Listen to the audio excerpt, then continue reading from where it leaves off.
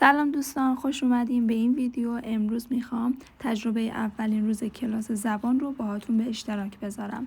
راستش قبل از اینکه بیام کلاس خیلی استرس داشتم، چون همه میگن زبان فنلاندی که سخت‌ترین زبان‌های دنیاست.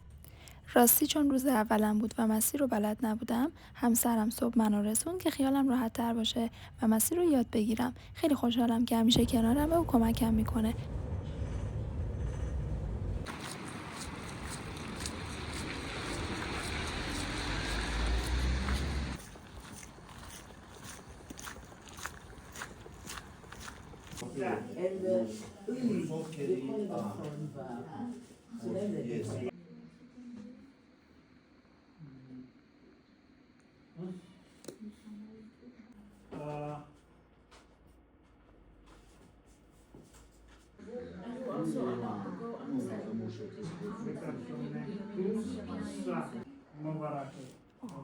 Kolmannella paikalla, Airika on toisella ja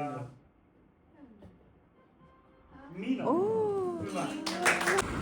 چیزی که برام جالب بود این که توی کلاس آدم‌هایی از کشورهای مختلف بودن که همه مثل من داشتن خوب شروع می‌کردن و این باعث می‌شد که من حس خوبی بگیرم و کمتر استرس داشته باشم. در کل تجربه خیلی خوبی بود و من ازش راضی بودم. مرسی که تا آخر ویدیو همراه من بودید. تو ویدیوهای بعدی می‌بینمتون.